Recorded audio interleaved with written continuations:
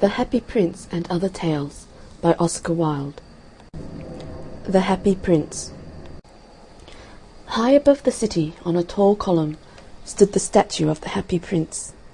He was gilded all over with thin leaves of fine gold. For eyes he had 2 bright sapphires, and a large red ruby glowed on his sword hilt. He was very much admired indeed. "He is as beautiful as a weathercock," remarked one of the town councillors, who wished to gain a reputation for having artistic tastes. "Only not quite so useful," he added, fearing lest people should think him unpractical, which he really was not. "Why can't you be like the Happy Prince?" asked the sensible mother of her little boy, who was crying for the moon. "The Happy Prince never dreams of crying for anything." "I am glad there is someone in the world who is quite happy," muttered a disappointed man as he gazed at the wonderful statue. "He looks just like an angel," said the charity children, as they came out of the cathedral in their bright scarlet cloaks and their clean white pinafores.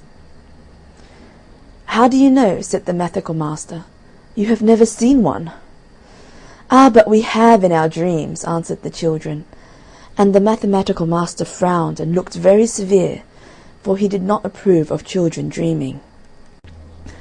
One night there flew over the city a little swallow. His friends had gone away to Egypt 6 weeks before, but he had stayed behind, for he was in love with the most beautiful reed. He had met her early in the spring as he was flying down the river after a big yellow moth, and had been so attracted by her slender waist that he had stopped to talk to her. "Shall I love you?" said the swallow, who liked to come to the point at once, and the reed made him a long bow. So he flew round and round her, touching the water with his wings and making silver ripples. This was his courtship, and it lasted all through the summer. "It is a ridiculous attachment," twittered the other swallows. "She has no money, and far too many relations." And indeed the river was quite full of reeds. Then, when the autumn came, they all flew away. After they had gone, he felt lonely, and began to tire of his lady-love. "She has no conversation," he said, "and I am afraid that she is a coquette, for she is always flirting with the wind." And certainly, whenever the wind blew, the reed made the most graceful curtsies. "I admit that she is domestic," he continued, "but I love travelling, and my wife, consequently, should love travelling also." "Will you come away with me?" he said finally to her. But the reed shook her head. She was so attached to her home. "You have been trifling with me," he cried. "I am off to the pyramids. Good-bye." And he flew away. All day long he flew, and at night time he arrived at the city.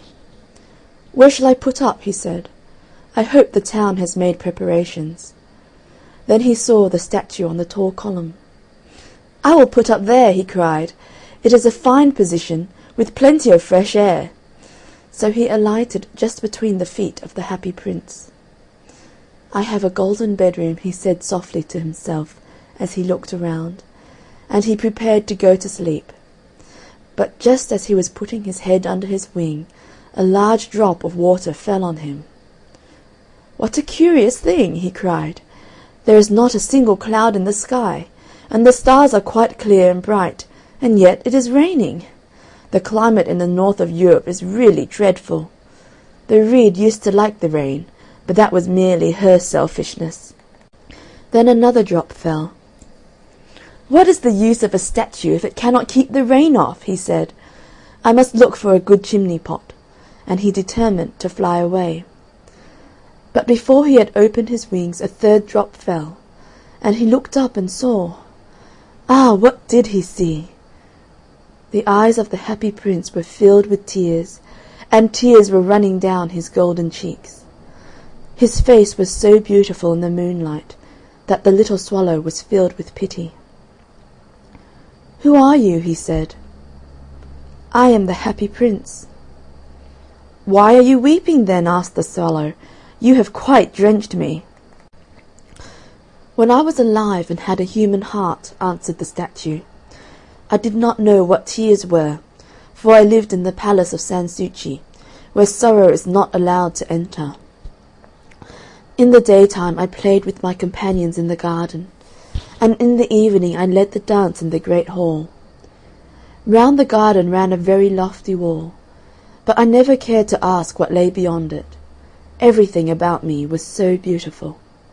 My courtiers called me the happy prince, and happy indeed I was, if pleasure be happiness.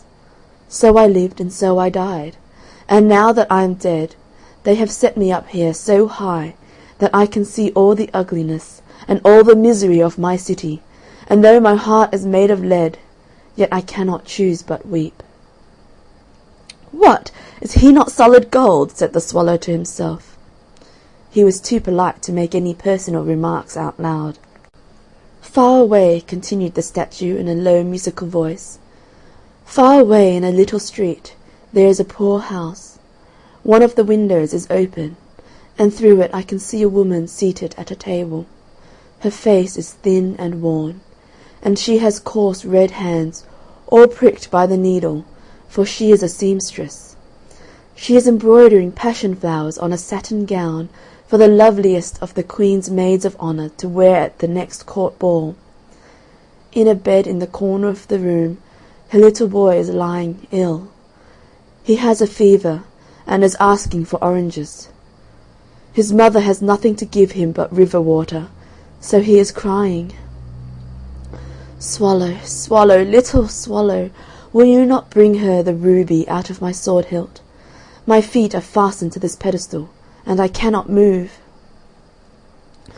"I am waited for in Egypt," said the swallow. "My friends are flying up and down the Nile, and talking to the large lotus flowers. Soon they will go to sleep in the tomb of the great king.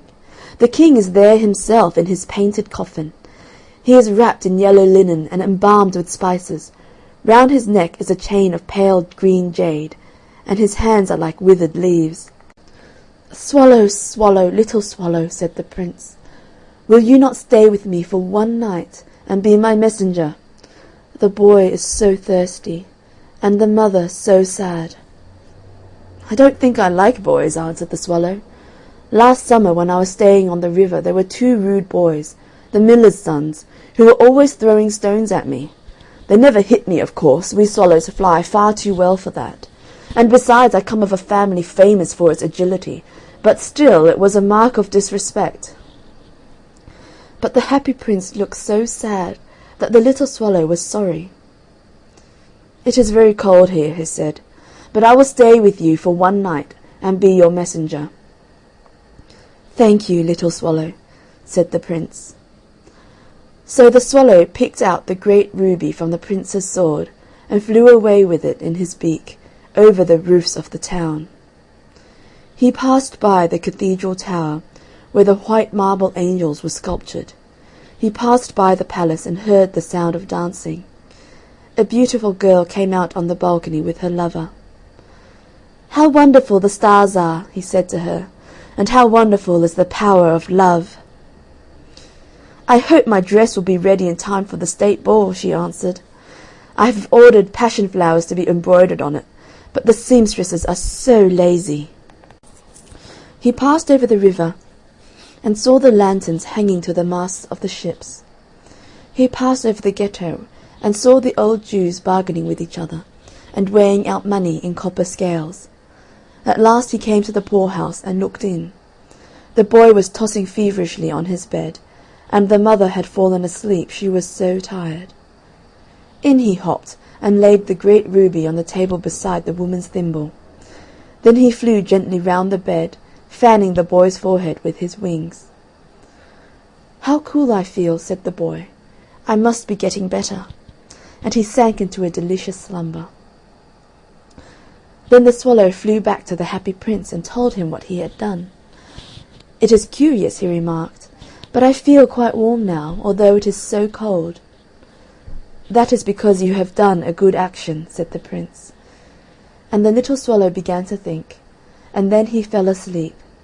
Thinking always made him sleepy. When day broke he flew down to the river and had a bath. "What a remarkable phenomenon," said the professor of ornithology, as he was passing over the bridge. "A swallow in winter!" And he wrote a long letter about it to the local newspaper. Everyone quoted it. It was full of so many words that they could not understand.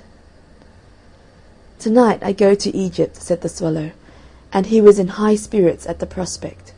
He visited all the public monuments, and sat a long time on top of the church steeple. Wherever he went the sparrows chirped, and said to each other, "What a distinguished stranger!" And so he enjoyed himself very much. When the moon rose he flew back to the happy prince. "Have you any commissions for Egypt?" he cried. "I am just starting." "Swallow, swallow, little swallow," said the prince, "will you not stay with me one night longer?" "I am waited for in Egypt," answered the swallow. "Tomorrow my friends will fly up to the second cataract. The river horse coaches there among the bulrushes, and on a great granite throne sits the god Memnon.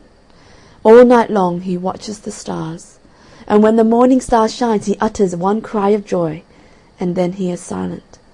At noon the yellow lions come down to the water's edge to drink. They have eyes like green beryls, and their roar is louder than the roar of the cataract." "Swallow, swallow, little swallow," said the prince. "Far away across the city I see a young man in a garret. He is leaning over a desk covered with papers, and in a tumbler by his side there is a bunch of withered violets. His hair is brown and crisp, and his lips are red as a pomegranate, and he has large and dreamy eyes. He is trying to finish a play for the director of the theatre, but he is too cold to write any more. There is no fire in the grate, and hunger has made him faint." "I will wait with you one night longer," said the swallow, who really had a good heart. "Shall I take him another ruby?" "Alas, I have no ruby now," said the prince. "My eyes are all that I have left. They are made of rare sapphires, which were brought out of India 1,000 years ago. Pluck out one of them and take it to him. He will sell it to the jeweller, and buy food and firewood, and finish his play." "Dear prince," said the swallow, "I cannot do that," and he began to weep. "Swallow, swallow, little swallow," said the prince, "do as I command you."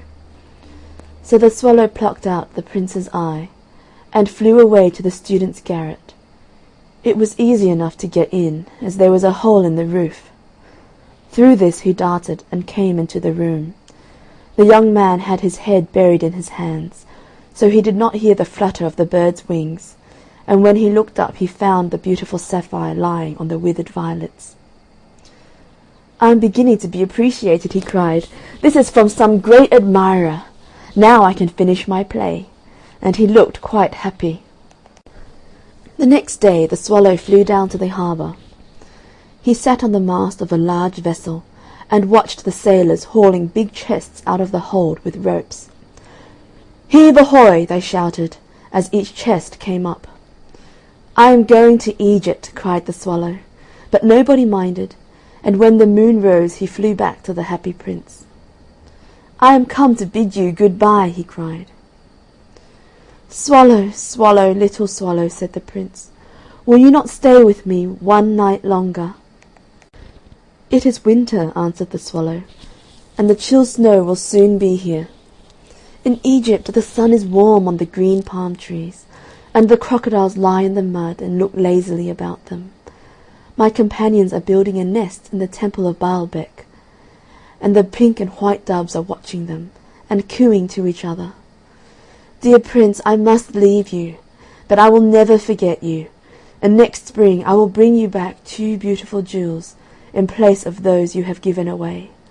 The ruby shall be redder than a red rose, and the sapphire shall be as blue as the great sea." "In the square below," said the happy prince, "there stands a little match girl. She has let her matches fall in the gutter, and they are all spoiled. Her father will beat her if she does not bring home some money, and she is crying. She has no shoes or stockings, and her little head is bare. Pluck out my other eye and give it to her, and her father will not beat her." "I will stay with you one night longer," said the swallow, "but I cannot pluck out your eye. You would be quite blind then." "Swallow, swallow, little swallow," said the Prince, "do as I command you." So he plucked out the Prince's other eye, and darted down with it. He swooped past the match girl, and slipped the jewel into the palm of her hand. "What a lovely bit of glass!" cried the little girl, and she ran home laughing. Then the swallow came back to the Prince. "You are blind now," he said, "so I will stay with you always." "No, little swallow," said the poor Prince, "you must go away to Egypt." "I will stay with you always," said the swallow, and he slept at the Prince's feet. All the next day he sat on the Prince's shoulder, and told him stories of what he had seen in strange lands. He told him of the red ibises, who stand in long rows on the banks of the Nile, and catch goldfish in their beaks; of the Sphinx, who is as old as the world itself, and lives in the desert, and knows everything; of the merchants, who walk slowly by the side of their camels, and carry amber beads in their hands; of the King of the Mountains of the Moon, who is as black as ebony, and worships a large crystal; of the great green snake that sleeps in a palm tree, and has 20 priests to feed it with honey cakes; and of the pygmies, who sail over a big lake on large flat leaves, and are always at war with the butterflies. "Dear little swallow," said the Prince, "you tell me of marvellous things, but more marvellous than anything is the suffering of men and of women. There is no mystery so great as misery. Fly over my city, little swallow, and tell me what you see there." So the swallow flew over the great city, and saw the rich making merry in their beautiful houses, while the beggars were sitting at the gates. He flew into dark lanes, and saw the white faces of starving children looking out listlessly at the black streets. Under the archway of a bridge 2 little boys were lying in one another's arms to try and keep themselves warm. "How hungry we are," they said. "You must not lie here," shouted the watchman, and they wandered out into the rain. Then he flew back and told the Prince what he had seen. "I am covered with fine gold," said the Prince. "You must take it off, leaf by leaf, and give it to my poor. The living always think that gold can make them happy." Leaf after leaf of the fine gold the swallow picked off, till the happy Prince looked quite dull and grey. Leaf after leaf of the fine gold he brought to the poor, and the children's faces grew rosier, and they laughed and played games in the street. "We have bread now," they cried. Then the snow came, and after the snow came the frost. The streets looked as if they were made of silver, they were so bright and glistening. Long icicles like crystal daggers hung down from the eaves of the houses. Everybody went about in furs, and the little boys wore scarlet caps, and skated on the ice. The poor swallow grew colder and colder, but he would not leave the Prince, he loved him too well. He picked up crumbs outside the baker's door when the baker was not looking, and tried to keep himself warm by flapping his wings. But at last he knew that he was going to die. He had just strength to fly up to the Prince's shoulder once more. "Good-bye, dear Prince," he murmured. "Will you let me kiss your hand?" "I am glad that you are going to Egypt at last, little swallow," said the Prince. "You have stayed too long here, but you must kiss me on the lips, for I love you." "It is not to Egypt that I am going," said the swallow. "I am going to the house of Death. Death is the brother of Sleep, is he not?" And he kissed the happy Prince on the lips, and fell down dead at his feet. At that moment a curious crack sounded inside the statue, as if something had broken. The fact is that the leaden heart had snapped right in two. It certainly was a dreadfully hard frost. Early the next morning the mayor was walking in the square below, in company with the town councillors. As they passed the column he looked up at the statue. "Dear me, how shabby the happy Prince looks," he said. "How shabby indeed!" cried the town councillors, who always agreed with the mayor, and they went up to look at it. "The ruby has fallen out of his sword, his eyes are gone, and he is golden no longer," said the mayor in fact. "He is little better than a beggar." "Little better than a beggar," said the town councillors. "And here is actually a dead bird at his feet," continued the mayor. "We must really issue a proclamation that birds are not to be allowed to die here." And the town clerk made a note of the suggestion. So they pulled down the statue of the Happy Prince. "As he is no longer beautiful, he is no longer useful," said the art professor at the university. Then they melted the statue in a furnace, and the mayor held a meeting of the corporation to decide what was to be done with the metal. "We must have another statue, of course," he said, "and it shall be a statue of myself." "Of myself," said each of the town councillors, and they quarrelled. When I last heard of them they were quarrelling still. "What a strange thing," said the overseer of the workmen at the foundry. "This broken lead heart will not melt in the furnace. We must throw it away." So they threw it on a dust heap where the dead swallow was also lying. "Bring me the two most precious things in the city," said God to one of his angels. And the angel brought him the leaden heart and the dead bird. "You have rightly chosen," said God, "for in my garden of paradise this little bird shall sing for evermore, and in my city of gold the happy prince shall praise me." The Nightingale and the Rose. "She said that she would dance with me if I brought her red roses," cried the young student, "but in all my garden there is no red rose." From her nest in the home oak tree the nightingale heard him, and she looked out through the leaves and wondered.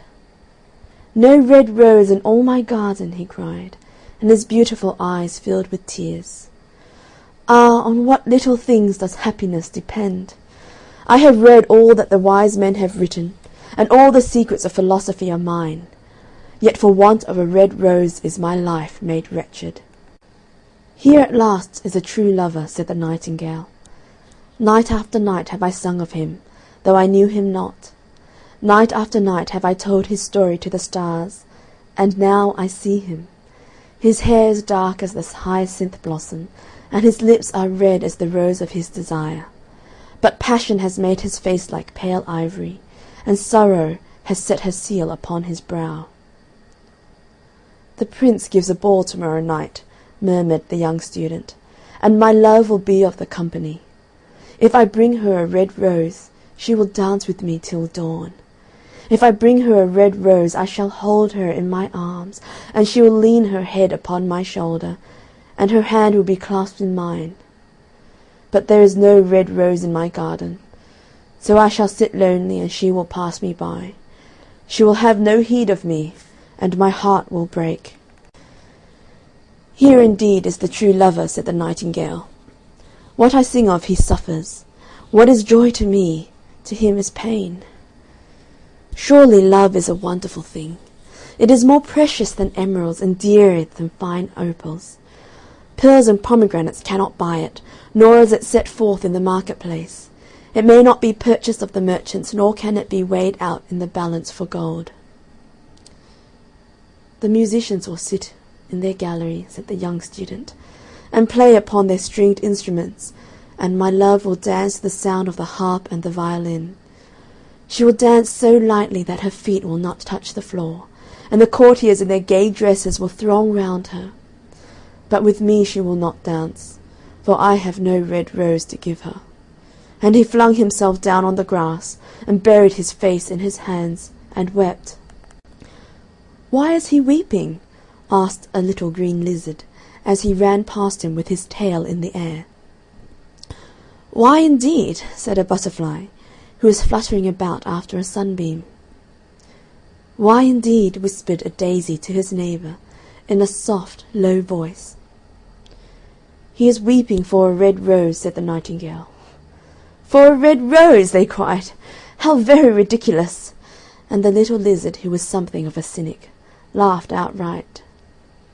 But the nightingale understood the secret of the student's sorrow, and she sat silent in the oak tree and thought about the mystery of love. Suddenly she spread her brown wings for flight and soared into the air. She passed through the grove like a shadow, and like a shadow she sailed across the garden. In the centre of the grass plot was standing a beautiful rose tree, and when she saw it she flew over to it and lit upon a spray. "Give me a red rose," she cried, "and I will sing you my sweetest song." But the tree shook its head. "My roses are white," it answered, "as white as the foam of the sea, and whiter than the snow upon the mountain. But go to my brother who grows round the old sundial, and perhaps he will give you what you want." So the nightingale flew over to the rose tree that was growing round the old sundial. "Give me a red rose," she cried, "and I will sing you my sweetest song."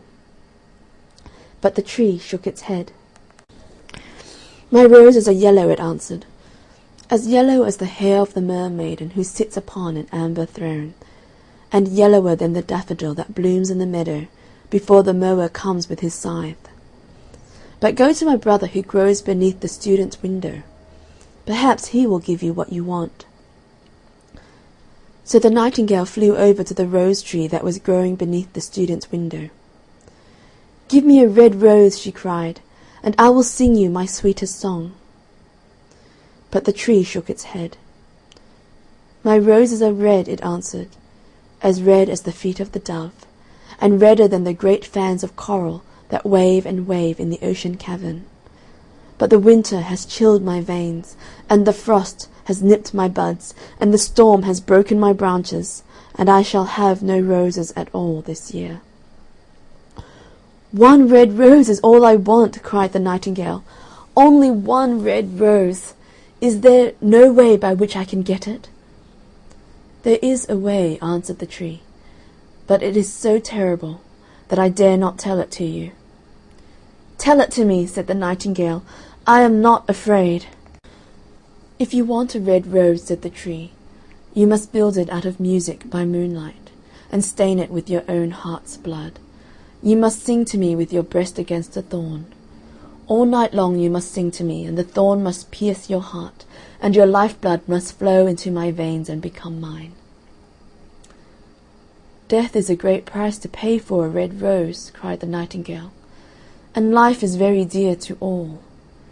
It is pleasant to sit in the green wood, and to watch the sun in his chariot of gold, and the moon in her chariot of purple.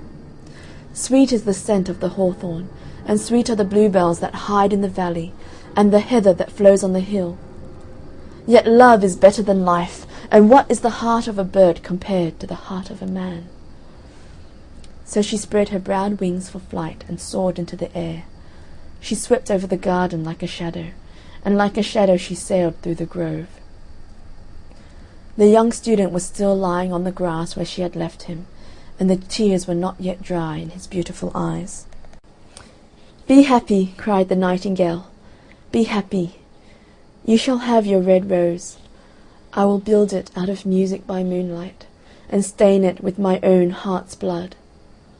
All that I ask of you in return is that you will be a true lover, for love is wiser than philosophy, though she is wise, and mightier than power, though he is mighty. Flame-coloured are his wings, and coloured like flame is his body. His lips are sweet as honey, and his breath is like frankincense." The student looked up from the grass and listened, but he could not understand what the nightingale was saying to him, for he only knew the things that are written down in books. But the oak tree understood and felt sad, for he was very fond of the little nightingale who had built her nest in his branches. "Sing me one last song," he whispered. "I shall feel very lonely when you are gone." So the nightingale sang to the oak tree, and her voice was like water bubbling from a silver jar. When she had finished her song, the student got up and pulled a notebook and a lead pencil out of his pocket. "She has form," he said to himself, as he walked away through the grove. "That cannot be denied to her. But has she got feeling? I am afraid not. In fact, she is like most artists. She is all style, without any sincerity. She would not sacrifice herself for others. She thinks merely of music, and everybody knows that the arts are selfish. Still, it must be admitted that she has some beautiful notes in her voice. What a pity it is that they do not mean anything or do any practical good. And he went into his room and lay down on his little pallet bed and began to think of his love, and after a time he fell asleep. And when the moon shone in the heavens, the nightingale flew to the rose tree and set her breast against the thorn. All night long she sang with her breast against the thorn, and the cold crystal moon leaned down and listened. All night long she sang, and the thorn went deeper and deeper into her breast, and her life-blood ebbed away from her.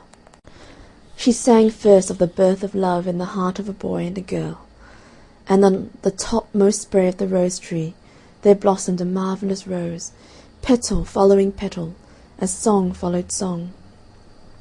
Pale was it at first, as the mist that hangs over the river, pale as the feet of the morning, and silver as the wings of the dawn. As the shadow of a rose in a mirror of silver, as the shadow of a rose in a water pool, so was the rose that blossomed on the topmost spray of the tree. But the tree cried to the nightingale to press closer against the thorn.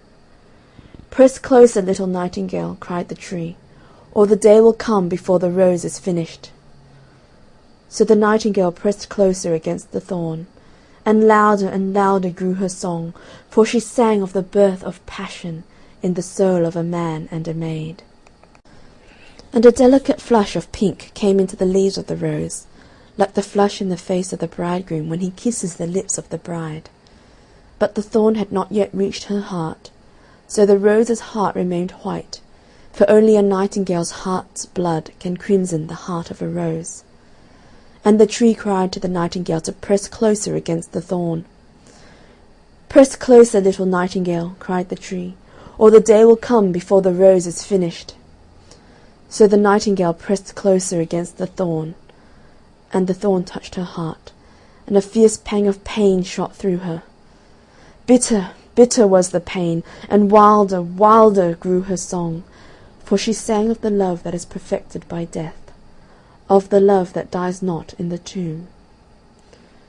And the marvellous rose became crimson, like the rose of the eastern sky. Crimson was the girdle of petals, and crimson as a ruby was the heart. But the nightingale's voice grew fainter, and her little wings began to beat, and a film came over her eyes.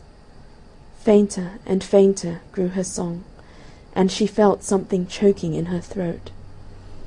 Then she gave one last burst of music. The white moon heard it, and she forgot the dawn, and lingered on in the sky. The red rose heard it, and it trembled all over with ecstasy, and opened its petals to the cold morning air. Echo bore it to her purple cavern in the hills, and woke the sleeping shepherds from their dreams. It floated through the reeds of the river, and they carried its message to the sea. "Look, look," cried the tree, "the rose is finished now." But the nightingale made no answer, for she was lying dead in the long grass, with the thorn in her heart. And at noon the student opened his window and looked out. "Why, what a wonderful piece of luck!" he cried. "Here is a red rose. I have never seen any rose like it in all my life. It is so beautiful that I am sure it has a long Latin name." And he leaned down and plucked it. Then he put on his hat and ran up to the professor's house with the rose in his hand. The daughter of the professor was sitting in the doorway winding blue silk on a reel, and her little dog was lying at her feet. "You said that you would dance with me if I brought you a red rose," cried the student. "Here is the reddest rose in all the world. You will wear it tonight next to your heart, and as we dance together it will tell you how I love you." But the girl frowned. "I am afraid it will not go with my dress," she answered. "And besides, the chamberlain's nephew has sent me some real jewels, and everybody knows that jewels cost far more than flowers." "Well, upon my word, you are very ungrateful," said the student angrily, and he threw the rose into the street, where it fell into the gutter, and a cartwheel went over it. "Ungrateful!" said the girl. "I tell you what, you are very rude. And after all, who are you? Only a student. Why, I don't believe you have even got silver buckles to your shoes, as the Chamberlain's nephew has." And she got up from her chair and went into the house. "What a silly thing love is," said the student as he walked away. "It is not half as useful as logic, for it does not prove anything, and it is always telling one of things that are not going to happen, and making one believe things that are not true. In fact, it is quite unpractical, and, as in this age to be, practical is everything. I shall go back to philosophy and study metaphysics." So he went to his room and pulled out a great dusty book and began to read. The Selfish Giant. Every afternoon as they were coming from school, the children used to go and play in the giant's garden. It was a large, lovely garden with soft green grass. Here and there over the grass stood beautiful flowers like stars, and there were 12 peach trees that in the springtime broke out into delicate blossoms of pink and pearl, and in the autumn bore rich fruit. The birds sat on the trees and sang so sweetly that the children used to stop their games in order to listen to them. "How happy we are here!" they cried to each other. One day the giant came back. He had been to visit his friend, the Cornish ogre, and had stayed with him for 7 years. After the 7 years were over he had said all that he had to say, for his conversation was limited, and he determined to return to his own castle. When he arrived he saw the children playing in the garden. "What are you doing here?" he cried in a very gruff voice, and the children ran away.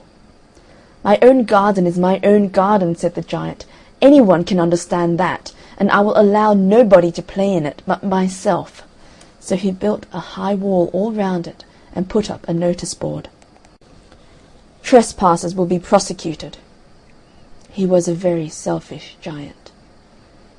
The poor children had now nowhere to play.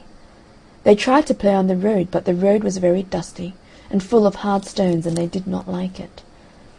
They used to wander round the high wall when their lessons were over, and talk about the beautiful garden inside. "How happy we were there," they said to each other. Then the spring came, and all over the country there were little blossoms and little birds. Only in the garden of the selfish giant it was still winter. The birds did not care to sing in it, as there were no children, and the trees forgot to blossom. Once a beautiful flower put its head out from the grass, but when it saw the notice board it was so sorry for the children that it slipped back into the ground again and went off to sleep. The only people who were pleased were the snow and the frost. "Spring has forgotten this garden," they cried, "so we will live here all the year round." The snow covered up the grass with her great white cloak, and the frost painted all the trees silver. Then they invited the North Wind to stay with them, and he came. He was wrapped in furs, and he roared all day about the garden, and blew the chimney pots down. "This is a delightful spot," he said. "We must ask the hail on a visit." So the hail came. Every day for 3 hours he rattled on the roof of the castle, till he broke most of the slates, and then he ran round and round the garden as fast as he could go. He was dressed in grey, and his breath was like ice. "I cannot understand why the spring is so late in coming," said the selfish giant, as he sat at the window and looked out at his cold white garden. "I hope there will be a change in the weather." But the spring never came, nor the summer. The autumn gave golden fruit to every garden, but to the giant's garden she gave none.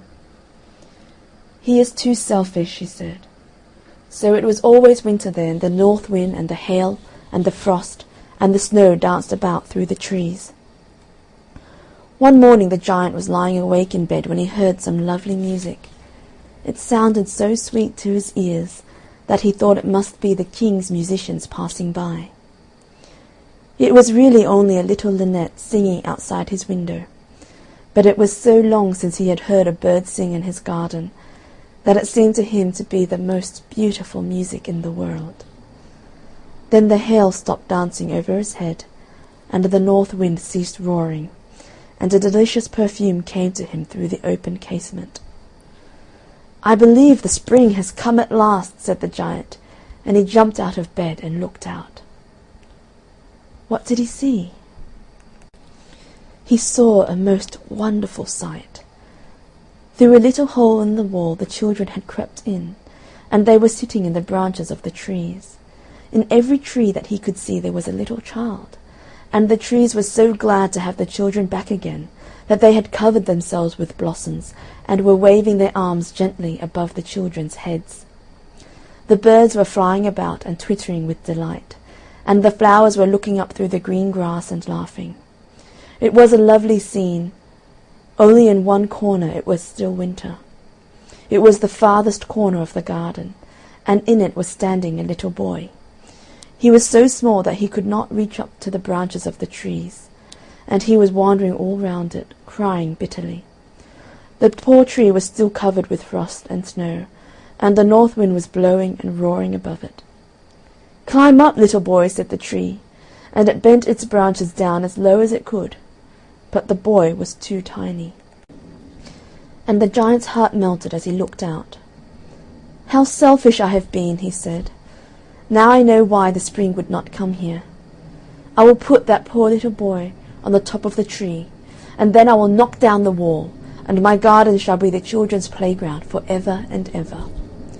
He was really very sorry for what he had done.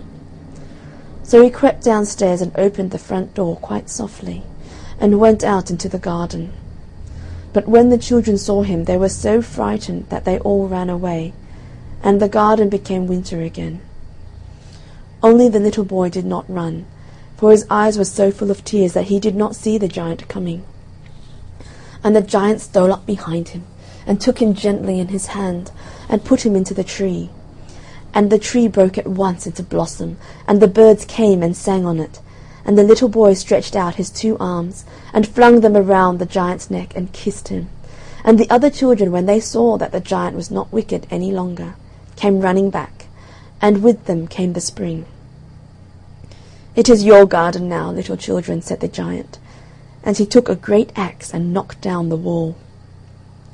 And when the people were going to market at 12 o'clock, they found the giant playing with the children in the most beautiful garden they had ever seen. All day long they played, and in the evening they came to the giant to bid him good-bye. "But where is your little companion?" he said, "the boy I put into the tree?" The giant loved him the best because he had kissed him. "We don't know," answered the children.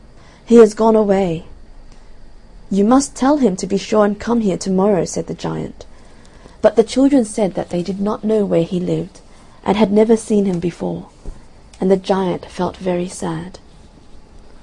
Every afternoon when school was over, the children came and played with the giant, but the little boy whom the giant loved was never seen again. The giant was very kind to all the children, yet he longed for his first little friend, and often spoke of him. "How I would like to see him," he used to say. Years went over, and the giant grew very old and feeble. He could not play about any more, so he sat in a huge armchair, and watched the children at their games, and admired his garden. "I have many beautiful flowers," he said, "but the children are the most beautiful flowers of all."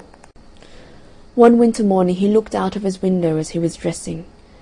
He did not hate the winter now, for he knew that it was merely the spring asleep, and that the flowers were resting. Suddenly he rubbed his eyes in wonder, and looked, and looked.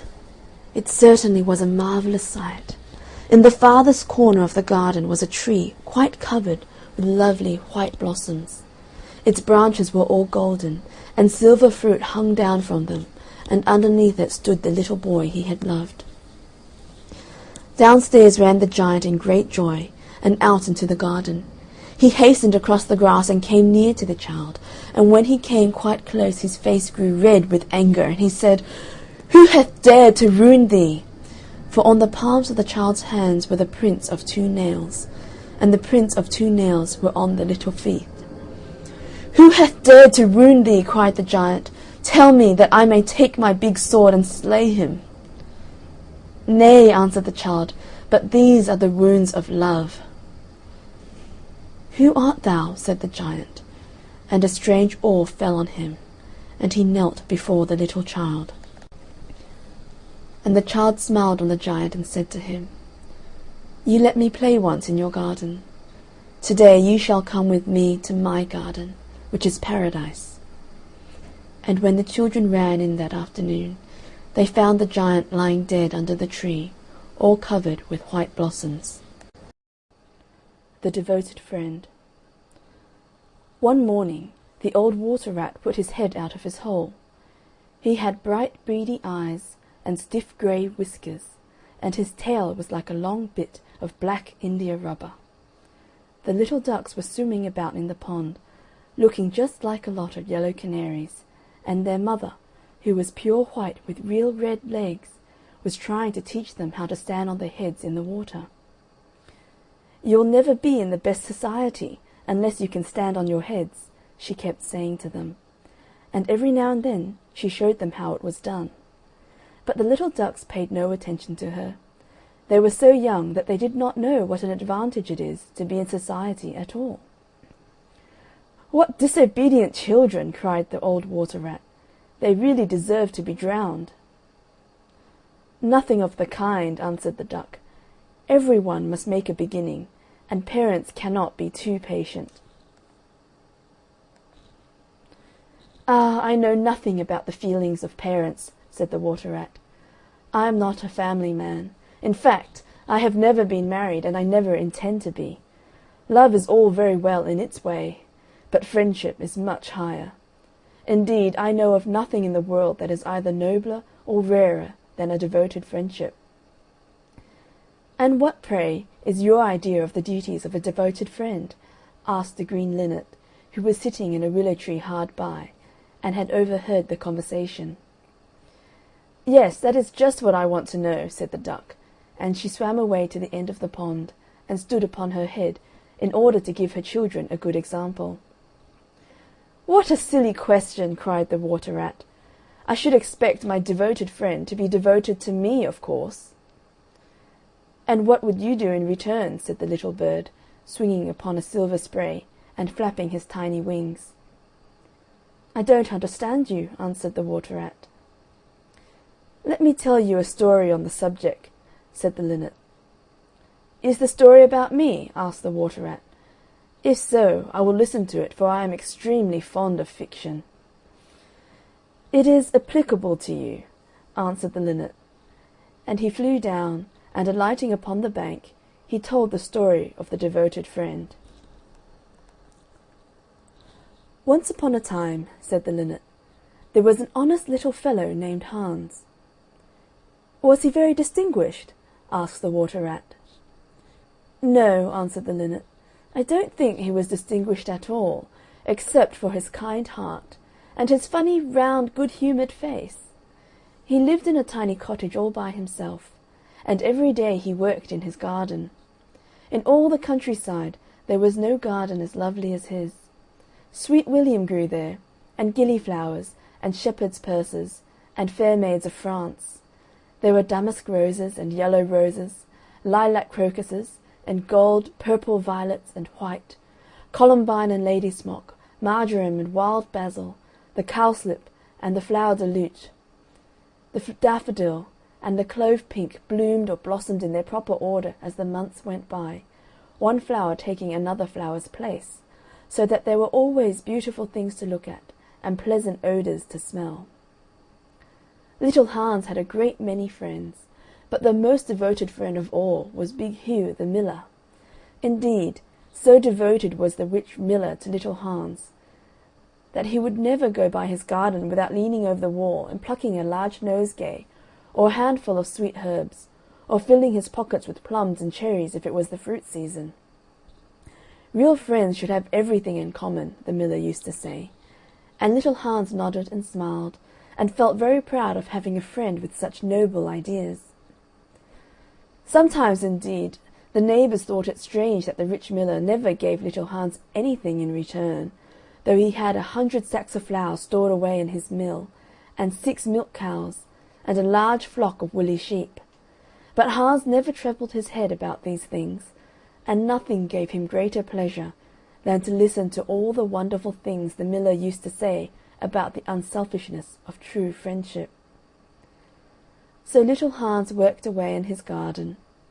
During the spring, the summer, and the autumn he was very happy. But when the winter came, and he had no fruit or flowers to bring to the market, he suffered a good deal from cold and hunger, and often had to go to bed without any supper but a few dried pears or some hard nuts. In the winter also he was extremely lonely, as the miller never came to see him then. "There is no good in my going to see little Hans as long as the snow lasts," the miller used to say to his wife, "for when people are in trouble, they should be left alone and not bothered by visitors. That, at least, is my idea about friendship, and I am sure I am right. So I shall wait till the spring comes, and then I shall pay him a visit, and he will be able to give me a large basket of primroses, and that will make him so happy." "You are certainly very thoughtful about others," answered the wife, as she sat in her comfortable armchair by the big pinewood fire. "Very thoughtful indeed. It is quite a treat to hear you talk about friendship. I am sure the clergyman himself could not say such beautiful things as you do, though he does live in a 3-storied house, and wear a gold ring on his little finger." "But could we not ask little Hans up here?" said the miller's youngest son. "If poor Hans is in trouble, I will give him half my porridge, and show him my white rabbits." "What a silly boy you are!" cried the miller. "I really don't know what is the use of sending you to school. You seem not to learn anything. Why, if little Hans came up here, and saw our warm fire, and our good supper, and our great cask of red wine, he might get envious, and envy is a most terrible thing, and would spoil anybody's nature. I certainly will not allow Hans's nature to be spoiled. I am his best friend, and I will always watch over him, and see that he is not led into any temptations. Besides, if Hans came here, he might ask me to let him have some flour on credit, and that I could not do.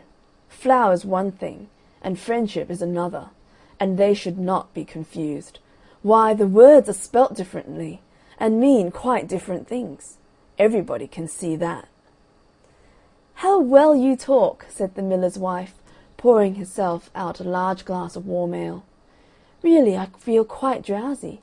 It is just like being in church." "Lots of people act well," answered the miller, "but very few people talk well, which shows that talking is much the more difficult thing of the two, and much the finer thing also." And he looked sternly across the table at his little son, who felt so ashamed of himself that he hung his head down, and grew quite scarlet, and began to cry into his tea. However, he was so young that you must excuse him. "Is that the end of the story?" asked the water rat. "Certainly not," answered the linnet. "That is the beginning." "Then you are quite behind the age," said the water rat. "Every good storyteller nowadays starts with the end, and then goes on to the beginning, and concludes with the middle. That is the new method. I heard all about it the other day from a critic who was walking round the pond with a young man. He spoke of the matter at great length, and I am sure he must have been right, for he had blue spectacles and a bald head, and whenever the young man made any remark he always answered, 'Pooh!' But pray go on with your story. I like the miller immensely. I have all kinds of beautiful sentiments myself, so there is a great sympathy between us." "Well," said the linnet, hopping now on one leg and now on the other, "as soon as the winter was over, and the primroses began to open their pale yellow stars, the miller said to his wife that he would go down and see little Hans. "Why, what a good heart you have!" cried his wife. "You are always thinking of others. And mind you take the big basket with you for the flowers." So the miller tied the sails of the windmill together with strong iron chain, and went down the hill with the basket on his arm. "Good morning, little Hans," said the miller. "Good morning," said Hans, leaning on his spade and smiling from ear to ear. "And how have you been all winter?" said the miller. "Well, really," cried Hans, "it is very good of you to ask, very good indeed. I am afraid I had rather a hard time of it, But now the spring has come, and I am quite happy, and all my flowers are doing well." "We often talked of you during the winter, Hans," said the miller, "and wondered how you were getting on." "That was kind of you," said Hans. "I was half afraid you had forgotten me." "Hans, I am surprised at you," said the miller. "Friendship never forgets. That is the wonderful thing about it. But I am afraid you don't understand the poetry of life. How lovely your primroses are looking, by the by." "They are certainly very lovely," said Hans, "and it is a most lucky thing for me that I have so many. I am going to bring them into the market, and sell them to the burgomaster's daughter, and buy my wheelbarrow back with the money." "Buy back your wheelbarrow? You don't mean to say you have sold it? What a very stupid thing to do!" "Well, the fact is," said Hans, "that I was obliged to. You see, the winter was a very bad time for me, and I really had no money at all to buy bread with. So I first sold the silver buttons off my Sunday coat, and then I sold my silver chain, and then I sold my big pipe, and at last I sold my wheelbarrow. But I'm going to buy them all back again now." "Hans," said the miller, "I will give you my wheelbarrow. It is not in very good repair.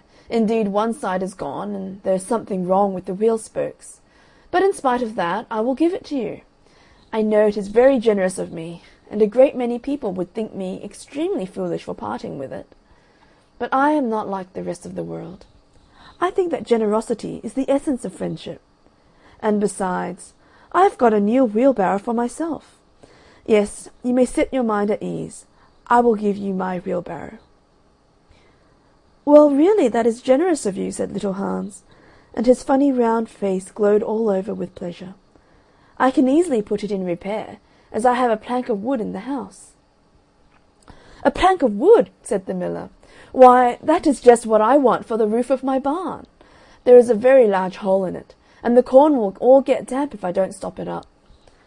"How lucky you mentioned it. It is quite remarkable how one good action always breeds another. I have given you my wheelbarrow, and now you are going to give me your plank. Of course, the wheelbarrow is worth far more than the plank, but true friendship never notices things like that. Pray get it at once, and I will set to work at my barn this very day." "Certainly," cried little Hans, and he ran into the shed and dragged the plank out. "It is not a very big plank," said the miller, looking at it, "and I am afraid that after I have mended my barn roof, there won't be any left for you to mend the wheelbarrow with. But of course that is not my fault. And now, as I have given you my wheelbarrow, I am sure you would like to give me some flowers in return. Here is the basket, and mind you fill it quite full." "Quite full," said little Hans, rather sorrowfully, for it was really a very big basket, and he knew that if he filled it he would have no flowers left for the market, and he was very anxious to get his silver buttons back. "Well, really," answered the miller, "as I have given you my wheelbarrow, I don't think that it is much to ask you for a few flowers. I may be wrong, but I should have thought that friendship, true friendship, was quite free from selfishness of any kind." "My dear friend, my best friend," cried little Hans, "you are welcome to all the flowers in my garden. I would much sooner have your good opinion than my silver buttons any day." And he ran and plucked all his pretty primroses, and filled the miller's basket. "Good-bye, little Hans," said the miller, as he went up the hill with the plank on his shoulder and the big basket in his hand. "Good-bye," said little Hans, as he began to dig away quite merrily, he was so pleased about the wheelbarrow. The next day he was nailing up some honeysuckle against the porch, when he heard the miller's voice calling to him from the road. So he jumped off the ladder and ran down the garden and looked over the wall. There was the miller with a large sack of flour on his back. "Dear little Hans," said the miller, "would you mind carrying this sack of flour for me to market?" "Oh, I'm so sorry," said Hans, "but I am really very busy to-day. I have got all my creepers to nail up, and all my flowers to water, and all my grass to roll." "Well, really," said the miller, I think that, considering that I am going to give you my wheelbarrow, it is rather unfriendly of you to refuse." "Oh, don't say that!" cried little Hans. "I wouldn't be unfriendly for the whole world." And he ran in for his cap, and trudged off with the big sack on his shoulders. It was a very hot day, and the road was terribly dusty, and before Hans had reached the 6th milestone, he was so tired that he had to sit down and rest. However, he went on bravely, and at last he reached the market. After he had waited there some time, he sold the sack of flour for a very good price, and then he returned home at once, for he was afraid that if he stopped too late, he might meet some robbers on the way. "It has certainly been a hard day," said little Hans to himself as he was going to bed, "but I am glad I did not refuse the miller, for he is my best friend, and besides, he is going to give me his wheelbarrow." Early the next morning the miller came down to get the money for his sack of flour, but little Hans was so tired that he was still in bed. "Upon my word," said the miller, "you are very lazy. Really, considering that I am going to give you my wheelbarrow, I think you might work harder. Idleness is a great sin, and I certainly don't like any of my friends to be idle or sluggish. You must not mind my speaking quite plainly to you.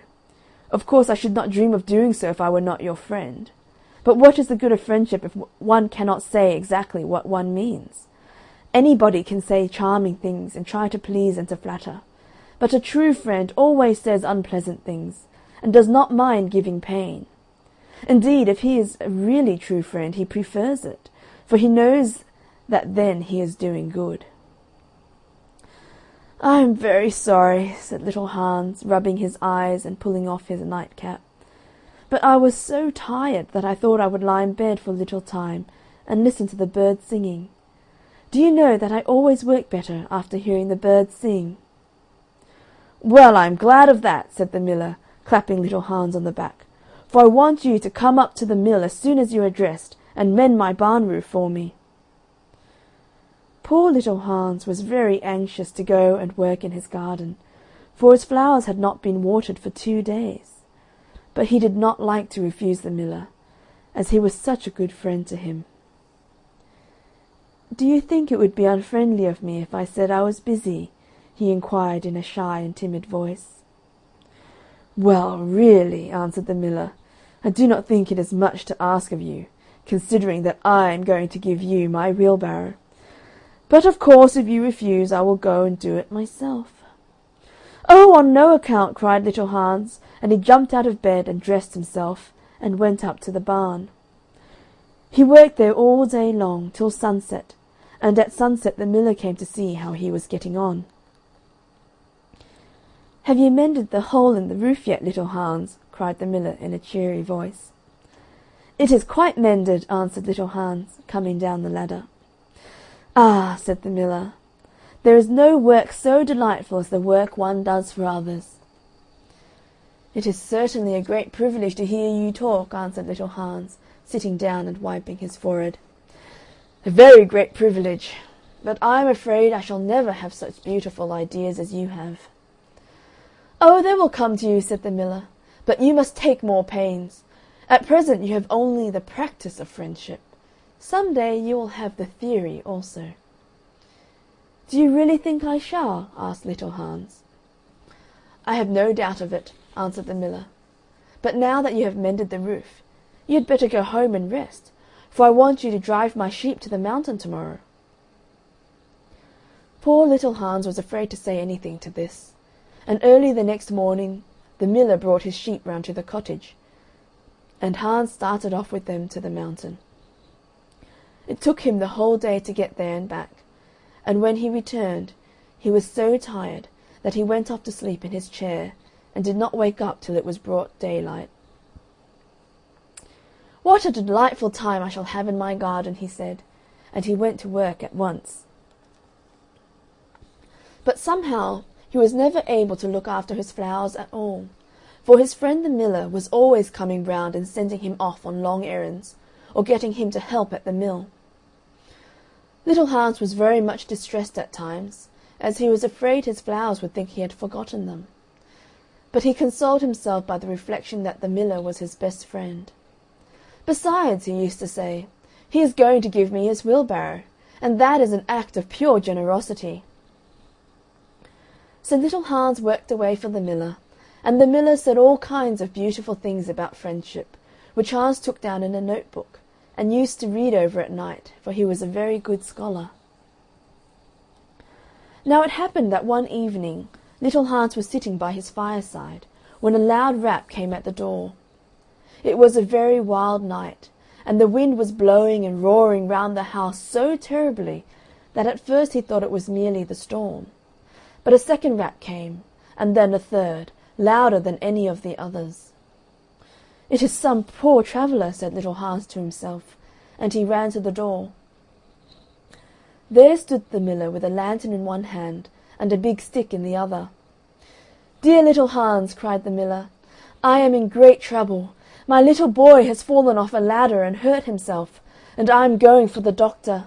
But he lives so far away, and it is such a bad night, that it has just occurred to me that it would be much better if you went instead of me. You know I am going to give you my wheelbarrow, and so it is only fair that you should do something for me in return." "Certainly," cried little Hans. "I take it quite as a compliment your coming to me, and I will start off at once.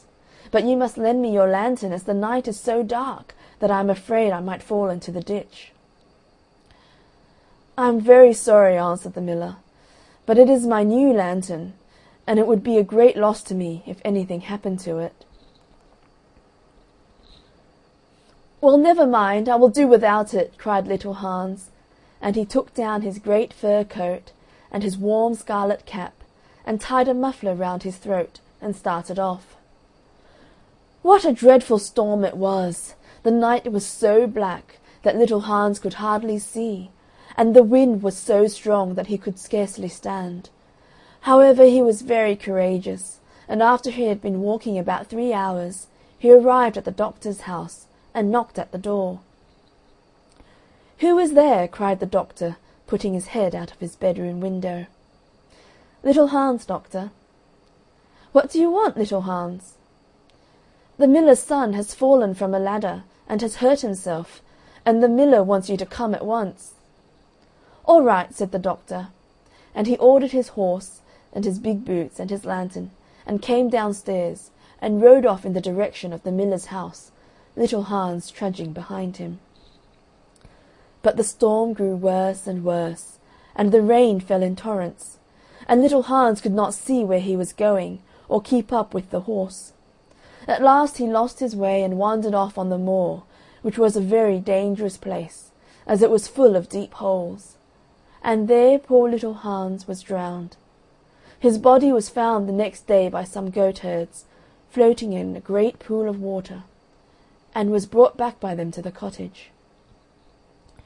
Everybody went to little Hans's funeral, as he was so popular, and the miller was the chief mourner.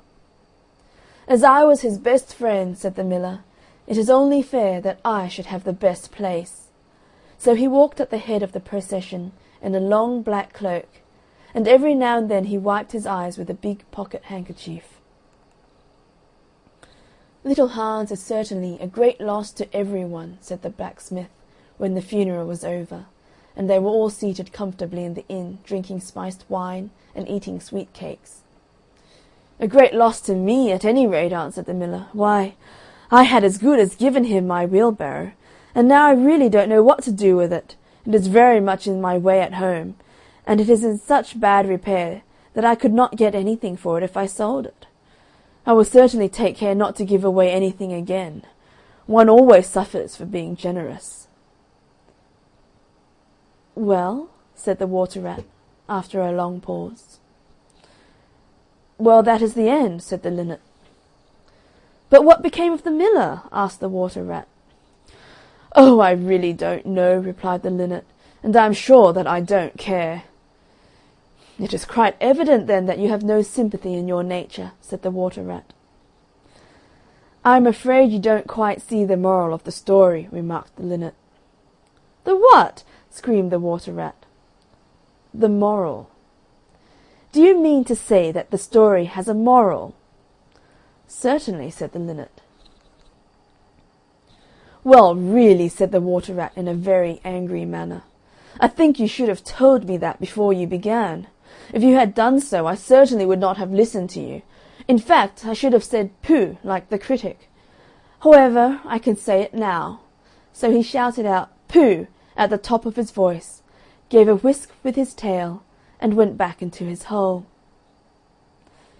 And how do you like the water rat? Asked the duck, who came paddling up some minutes afterwards.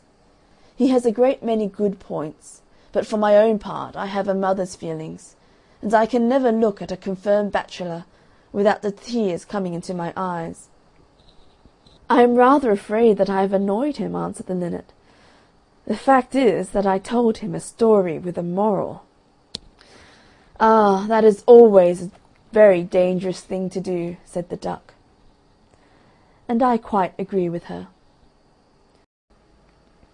The Remarkable Rocket. The king's son was going to be married, so there were general rejoicings. He had waited a whole year for his bride, and at last she had arrived.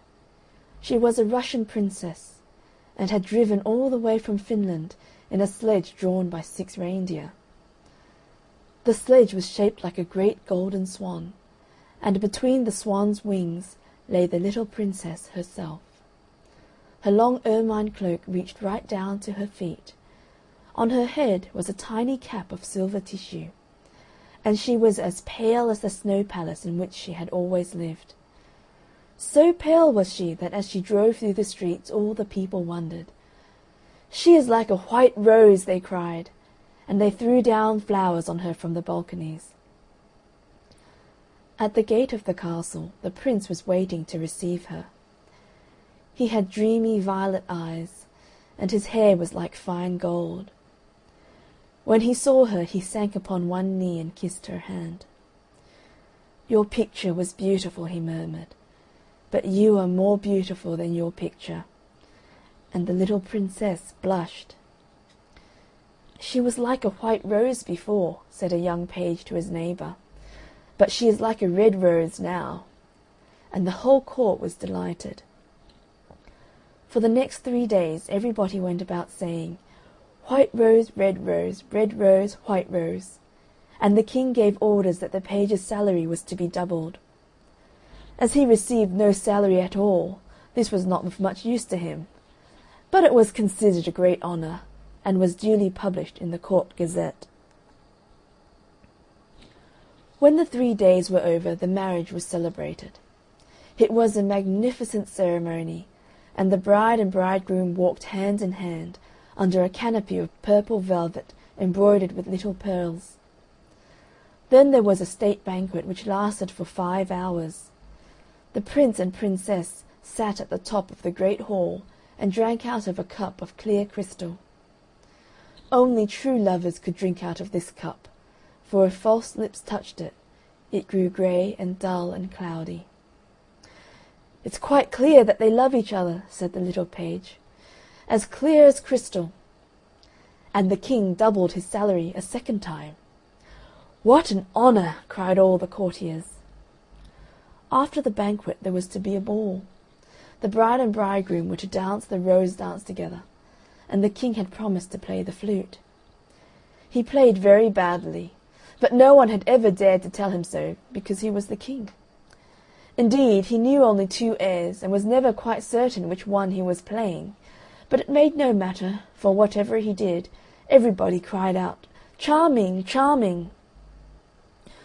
The last item on the programme was a grand display of fireworks, to be let off exactly at midnight. The little princess had never seen a firework in her life, so the king had given orders that the royal pyrotechnist should be in attendance on the day of her marriage. "What are fireworks like?" she had asked the prince one morning as she was walking on the terrace. "They are like the aurora borealis," said the king, who always answered questions that were addressed to other people, "only much more natural. I prefer them to stars myself, as you always know when they are going to appear, and they are as delightful as my own flute playing. You must certainly see them." So at the end of the king's garden a great stand had been set up, and as soon as the royal pyrotechnist had put everything in its proper place, the fireworks began to talk to each other.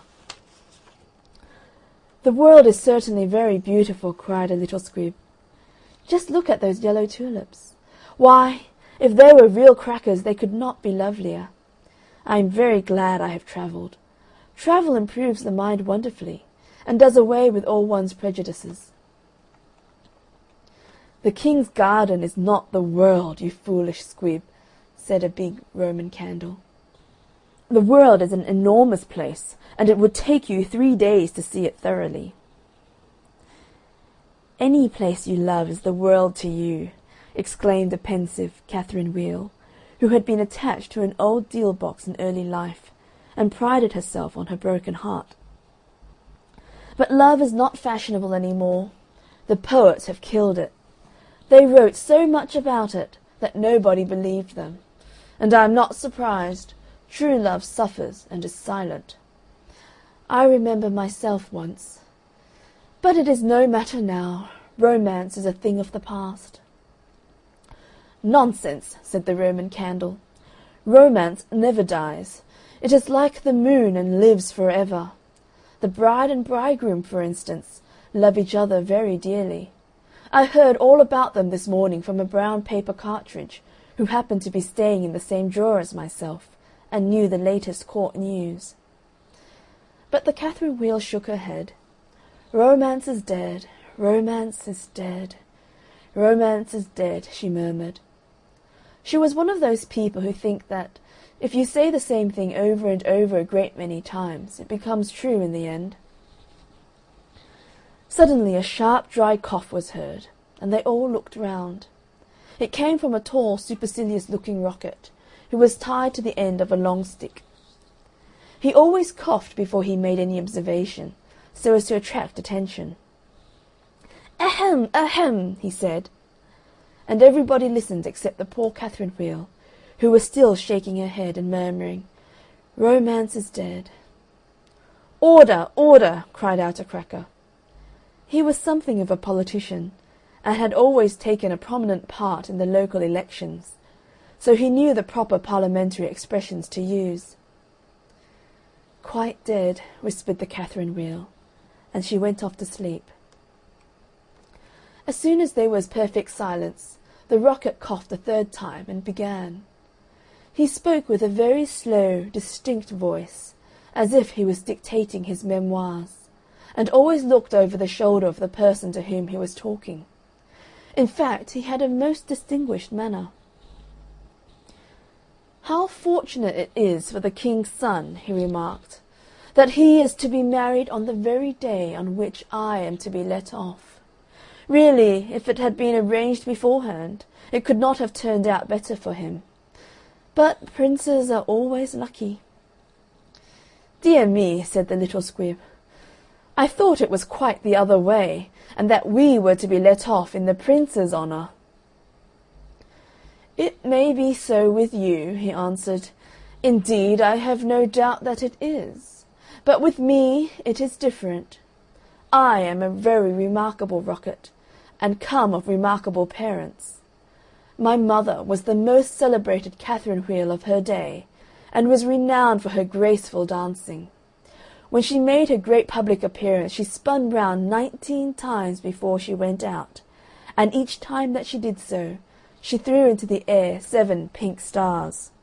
She was 3 feet and a half in diameter, and made of the very best gunpowder. My father was a rocket like myself, and of French extraction.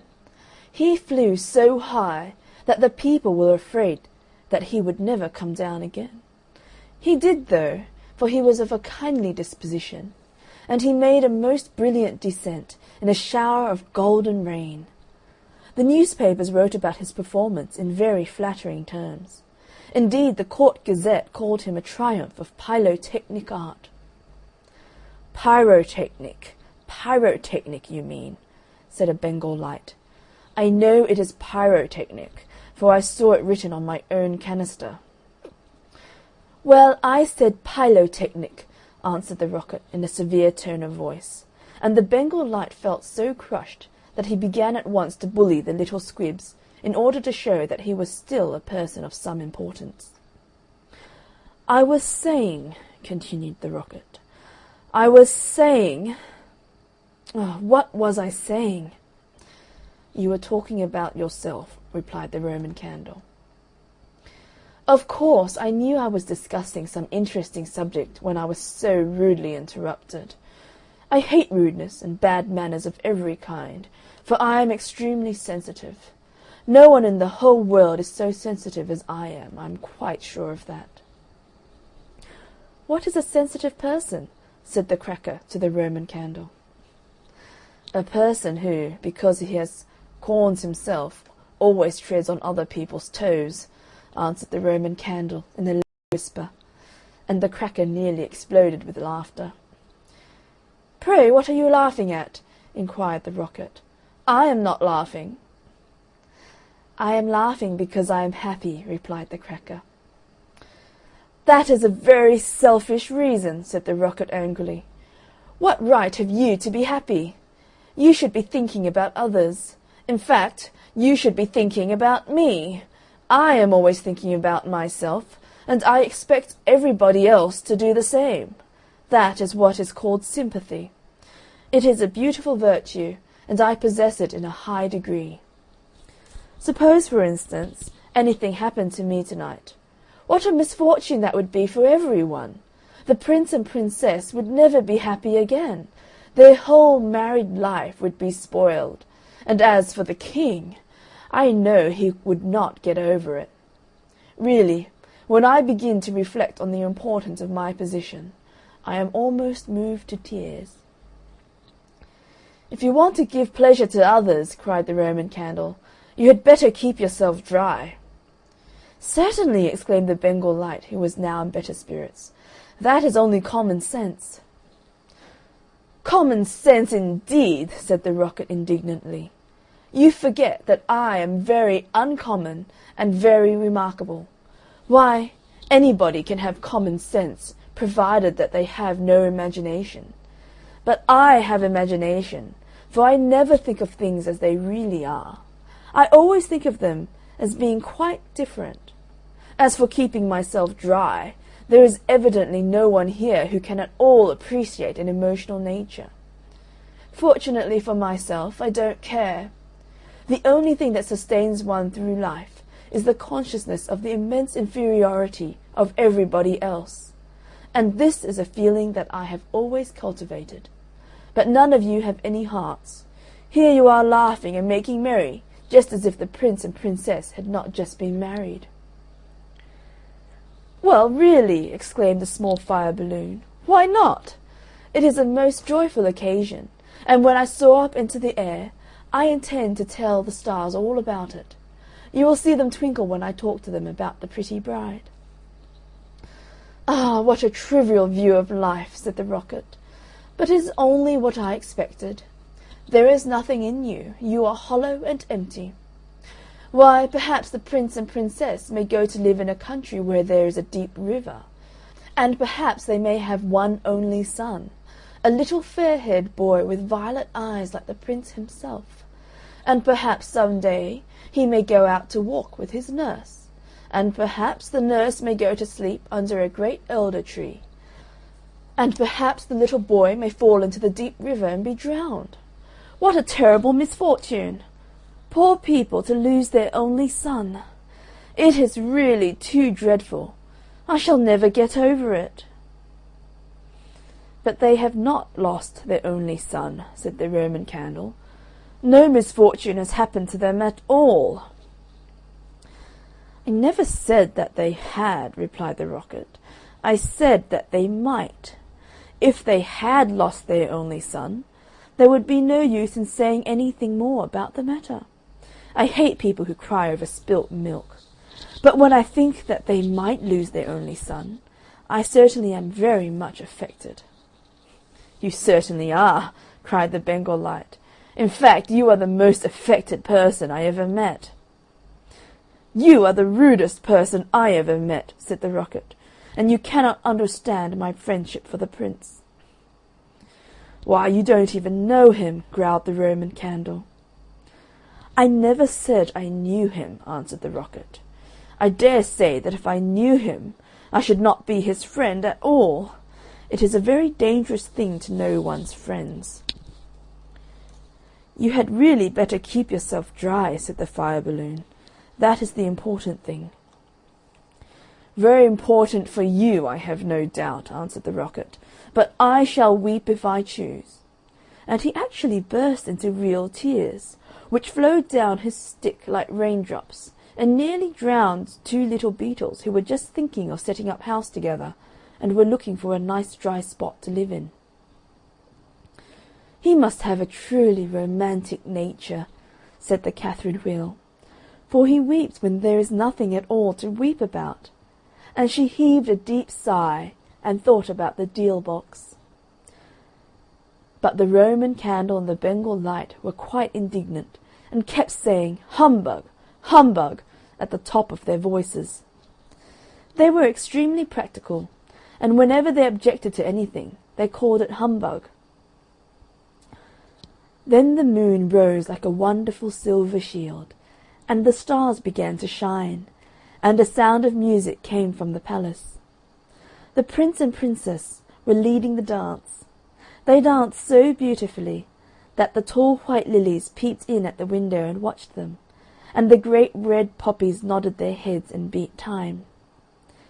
Then 10 o'clock struck, and then 11, and then 12, and at the last stroke of midnight every one came out on the terrace, and the King sent for the royal pyrotechnist. "Let the fireworks begin," said the King, and the royal pyrotechnist made a low bow, and marched down to the end of the garden. He had 6 attendants with him. Each of him carried a lighted torch at the end of a long pole. It was certainly a magnificent display. Whiz, whiz went the Catherine Wheel as she spun round and round. Boom, boom went the Roman Candle. Then the squibs danced all over the place, and the Bengal Lights made everything look scarlet. "Good-bye," cried the Fire Balloon, as he soared away, dropping tiny blue sparks. Bang, bang answered the crackers, who were enjoying themselves immensely. Every one was a great success, except the remarkable Rocket. He was so damp with crying that he could not go off at all. The best thing in him was the gunpowder, and that was so wet with tears that it was of no use. All his poor relations, to whom he would never speak, except with a sneer, shot up into the sky like wonderful golden flowers with blossoms of fire. "Huzzah! Huzzah!" cried the court, and the little Princess laughed with pleasure. "I suppose they are reserving me for some grand occasion," said the Rocket. "No doubt that is what it means." And he looked more supercilious than ever. The next day the workmen came to put everything tidy. "This is evidently a deputation," said the Rocket. "I will receive them with becoming dignity." So he put his nose in the air, and began to frown severely as if he were thinking about some very important subject. But they took no notice of him at all till they were just going away. Then one of them caught sight of him. "Hullo!" he cried. "What a bad Rocket!" And he threw him over the wall into the ditch. "Bad Rocket? Bad Rocket?" he said as he whirled through the air. "Impossible! Grand Rocket!" That is what the man said. Bad and grand sound very much the same. Indeed, they often are the same. And he fell into the mud. "It is not comfortable here," he remarked, "but no doubt it is some fashionable watering place, and they have sent me away to recruit my health. My nerves are certainly very much shattered, and I require rest." Then a little frog with bright jewelled eyes and a green mottled coat swam up to him. "A new arrival, I see," said the frog. "Well, after all, there is nothing like mud. Give me rainy weather and a ditch, and I am quite happy. Do you think it will be a wet afternoon?" "I'm sure I hope so, but the sky is quite blue and cloudless. What a pity!" "Ahem, ahem," said the Rocket, and he began to cough. "What a delightful voice you have!" cried the Frog. "Really, it is quite like a croak, and croaking is, of course, the most musical sound in the world. You'll hear our glee club this evening. We sit in the old duck pond close by the farmer's house, and as soon as the moon rises we begin. It is so entrancing that everybody lies awake to listen to us. In fact, it was only yesterday that I heard the farmer's wife say to her mother that she could not get a wink of sleep at night on account of us. It is most gratifying to find oneself so popular." "Ahem, ahem," said the Rocket angrily. He was very much annoyed that he could not get a word in. "A delightful voice, certainly," continued the Frog. "I hope you will come over to the duck pond. I am off to look for my daughters. I have 6 beautiful daughters, and I am so afraid the pike may meet them. He is a perfect monster, and would have no hesitation in breakfasting off them. Well, good-bye. I have enjoyed our conversation very much, I assure you." "Conversation indeed," said the Rocket. "You have talked the whole time yourself. That is not conversation." "Somebody must listen," answered the Frog, "and I like to do all the talking myself. It saves time and prevents arguments." "But I like arguments," said the Rocket. "I hope not," said the Frog complacently. "Arguments are extremely vulgar, for everybody in good society holds exactly the same opinions.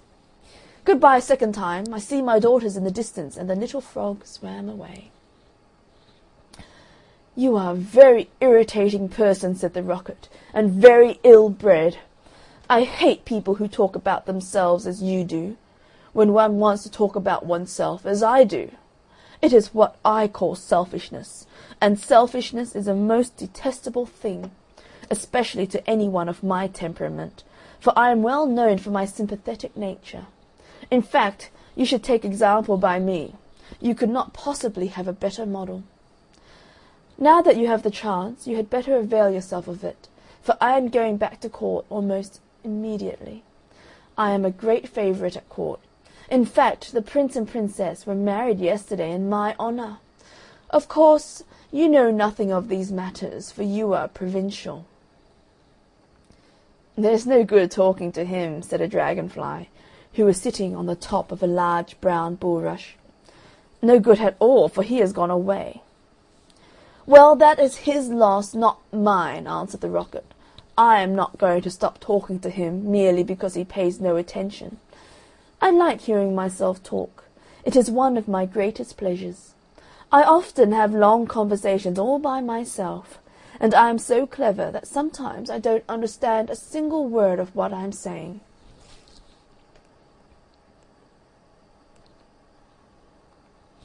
"Then you should certainly lecture on philosophy," said the dragonfly, and he spread a pair of lovely gauze wings and soared away into the sky. "How very silly of him not to stay here," said the Rocket. "I am sure that he has not often got such a chance of improving his mind. However, I don't care a bit. Genius like mine is sure to be appreciated some day." And he sank down a little deeper into the mud. After some time a large white duck swam up to him. She had yellow legs and webbed feet, and was considered a great beauty on account of her waddle. "Quack, quack, quack," she said. "What a curious shape you are! May I ask, were you born like that, or is it the result of an accident?" "It is quite evident that you have always lived in the country," answered the Rocket. "Otherwise you would know who I am. However, I excuse your ignorance. It would be unfair to expect other people to be as remarkable as oneself.